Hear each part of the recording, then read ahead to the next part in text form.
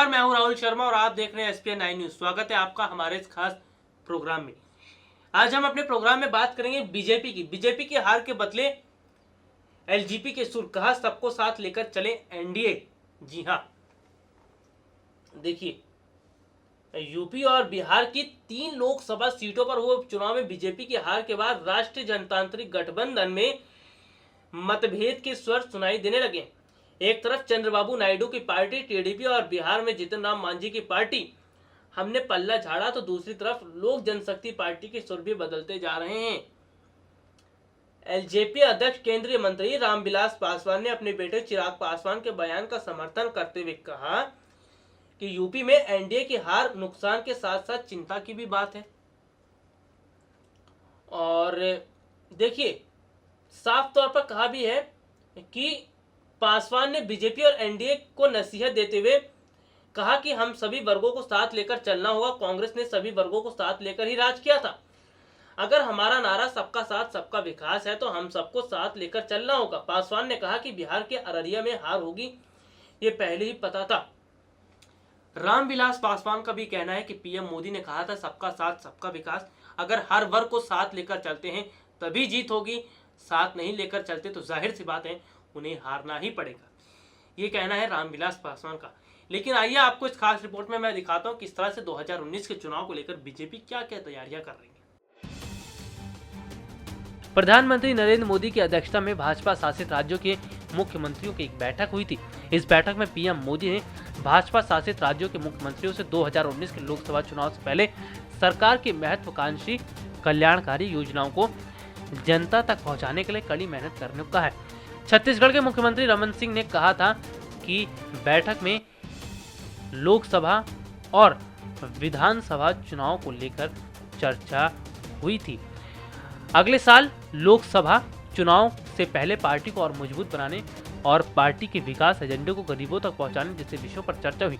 सिंह ने कहा, हमने अपने सुशासन के मुख्य बिंदुओं पर चर्चा की और मुख्यमंत्रियों ने बताया कि वो इस दिशा में काम कर रहे हैं। उन्होंने कहा कि अगले वर्ष तक हर घर में बिजली पहुंचाने और 2022 तक सभी परिवारों को घर मुहैया करवाने का फैसला लिया गया है। भाजपा के एक मुख्यमंत्री ने बताया कि बैठक के दौरान विभिन्न राज्यों के मुख्यमंत्रियों ने अपने अपने प्रदेश में केंद्र सरकार की गरीब कल्याण योजनाओं के बारे में प्रस्तुति दी और आगे की कार्य योजना पेश की। बैठक के दौरान पार्टी के शीर्ष नेतृत्व ने केंद्रीय बजट में प्रस्तावित योजनाओं को आने वाले समय में अपने अपने प्रदेशों में लागू करने पर जोर दिया। केंद्र सरकार ने अगले साल होने वाले लोकसभा चुनाव में योजनाओं को लागू करने की समीक्षा और जनता के बीच प्रभाव का आकलन करने को कहा। भाजपा शासित राज्यों के मुख्यमंत्रियों एवं उप मुख्यमंत्रियों की हुई बैठक में प्रधानमंत्री के अलावा पार्टी के अध्यक्ष अमित शाह एवं कुछ अन्य वरिष्ठ नेताओं ने हिस्सा लिया। प्रधानमंत्री मोदी ने ट्वीट कर कहा, भाजपा शासित राज्यों के मुख्यमंत्री एवं मुख्यमंत्रियों के साथ व्यापक चर्चा की। उन्होंने कहा, इन परिस्थितियों में सरकार और पार्टी दोनों की कोशिश है कि केंद्र सरकार की योजनाओं को धरातल पर उतारा जाए, क्योंकि लोकसभा चुनाव के लिए अब ज्यादा वक्त नहीं बचा है।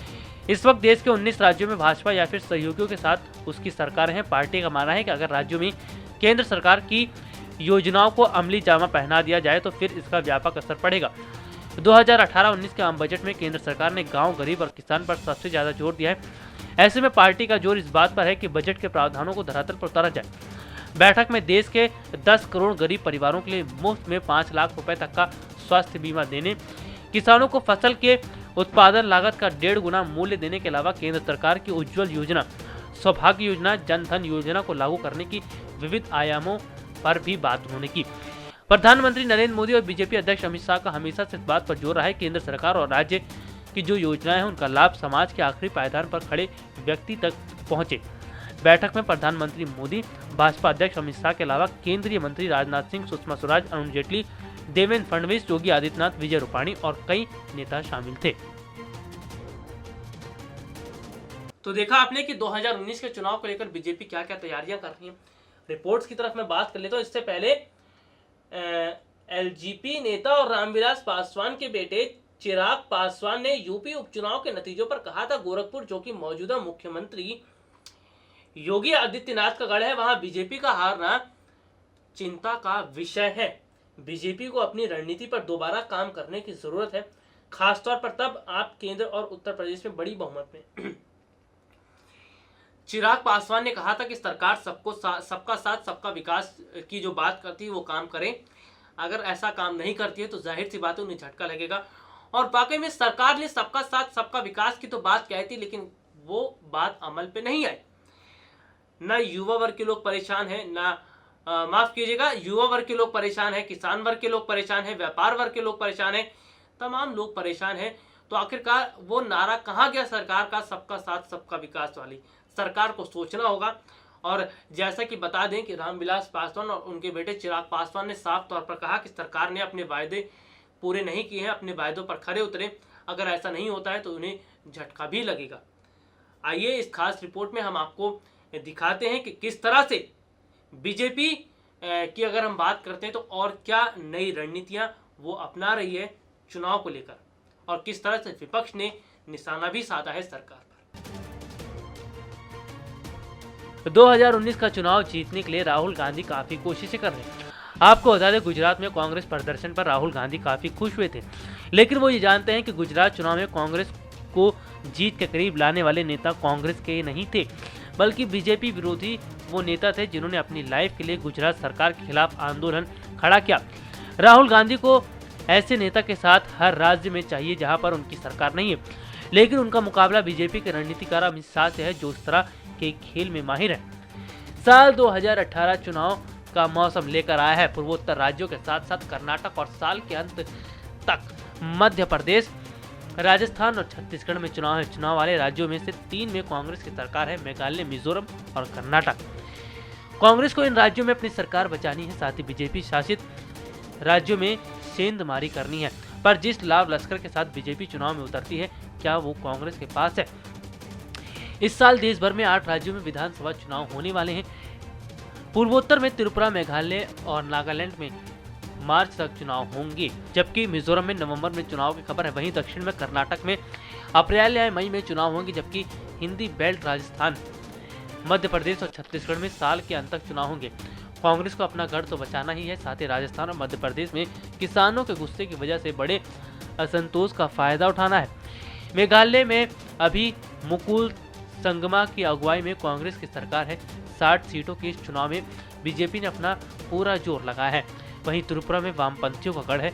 बीजेपी पश्चिम बंगाल के बाद यहां पर कब्जा करना चाहती है। क्या राहुल गांधी को त्रिपुरा में वामपंथ का साथ मिलेगा? एक तरफ जहां कांग्रेस कर्नाटक में अपने आखिरी सियासी किले को बचाने की पूरी कोशिश करेगी, तो वहीं दूसरी तरफ बीजेपी वहां कांग्रेस के खिलाफ सत्ता विरोधी लहर का फायदा उठाकर राज्य सरकार उखाड़ने की पूरी कोशिश करेगी। कर्नाटक में इस साल के आखिर में 224 विधानसभा सीटों पर चुनाव होना है। फिलहाल वहां कांटे की टक्कर है। राजस्थान, मध्य प्रदेश और छत्तीसगढ़ में कांग्रेस लगा पाएगी सेंध। जी हाँ, ये भी बहुत बड़ी बात है, लेकिन यहाँ की सरकारों को लेकर असंतोष काफी है। मध्य प्रदेश में शिवराज सरकार पर घोटाले के आरोप की फहरिस्त लंबी होती जा रही है। वहीं छत्तीसगढ़ में रमन सिंह के खिलाफ सत्ता विरोधी लहर है। राजस्थान में वसुंधरा सरकार के खिलाफ काफी असंतोष देखा जा रहा है। इन तीनों राज्यों में कांग्रेस तभी फायदा उठा पाएगी जब वो इन राज्यों इकाइयों में गुटबाजी खत्म कर दे। आपको बता दें कि 2019 में जल्दी लोकसभा के चुनाव भी हैं, और ऐसे में कांग्रेस हर स्तर पर कोशिश कर रही कि वो चुनाव जीत सके। इसी के तहत राहुल गांधी ने कांग्रेस कार्यकारिणी समिति में अपनी टीम के सदस्यों को लाना चाहते हैं। 25 सदस्य इस समिति में कई युवा नेताओं की नियुक्ति की खबर है। बताया जा रहा है कि उनकी टीम में अनुभवी नेताओं और युवा चेहरे शामिल होंगे। इसमें कोई संदेह नहीं है कि पुराने गार्ड के बीच कुछ युवा नेताओं के लिए रास्ता बनाना होगा। आपको बता दें, लेकिन अब ये राहुल गांधी को तय करना है कि वो चुनाव कैसे जीतेंगे। तो देखा आपने किस तरह से जो मामला है वो देखने को मिल रहा है, लेकिन कहीं ना कहीं जिस तरह से बताया जा रहा है कि सहानुभूति वोट ने बिहार में हराया, जैसा कि यहाँ पर देखने को मिल रहा है कि एलजेपी प्रमुख ने कहा बिहार उपचुनाव में सहानुभूति वोट के कारण ही हमारी हार हुई। एनडीए से टीडीपी और हम के अलग होने के सवाल पर रामविलास पासवान ने कहा एनडीए से जिनको जाना है वो जा रहे हैं, हम लोग एनडीए के साथ हैं। टीडीपी के हटने के मामले पर रामविलास ने कहा कि अगर टीडीपी की मांगों पर माना जाता है तो बिहार में भी आंदोलन होता है, ये कहना था। आपको बता दूं, केंद्रीय मंत्री रामविलास पासवान के बारे में तेजस्वी यादव ने कहा था कि रामविलास पासवान की पार्टी के कई नेता हमारे संपर्क में हैं, वह सभी हमारे साथ गठबंधन में शामिल होना चाहते हैं। इस बात को रामविलास पासवान को समझाना होगा। उपेंद्र कुशवाहा भी बीजेपी से नाराज चल रहे हैं। तेजस्वी ने आगे कहा कि पहले जीतन राम मांझी हमारे साथ नहीं आना चाहते थे, लेकिन वो भी आ गए। तो कुल मिलाकर जो समीकरण देखने को मिल रहा है वो यही है कि सरकार को अपने मन मुताबिक जो उन्होंने वायदा किया था उन वायदों पर काम करना चाहिए।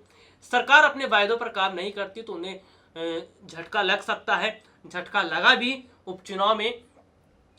लेकिन सबसे बड़ी बात तो है कि पीएम मोदी ने कहा था सबका साथ सबका विकास, आखिरकार वो नारा कहाँ गया और कहाँ गई उनकी जो बातें, वो बहुत बड़ी बड़ी बातें किया करते थे। तो कुल मिलाकर यह है कि अब की बार 2019 बीजेपी के लिए मुसीबतों भरा है, टक्कर भरा है। अगर यही स्थिति रही तो 2019 बीजेपी चुनाव हार जाएगी, क्योंकि इस तरह से सभी लोग अब नाराज हैं और कहीं ना कहीं जिस तरह से विपक्ष आगे बढ़ रहा है, जिस तरह से विपक्ष कोशिश कर रहा है चुनाव जीतने की, तो ये विपक्ष के लिए फायदे हो रहे हैं। तो कुल मिलाकर अगर देखा जाए तो यही है स्थिति जिस तरह की, तो बीजेपी को काम करना होगा, बीजेपी को अपने मुद्दों पर काम करना होगा।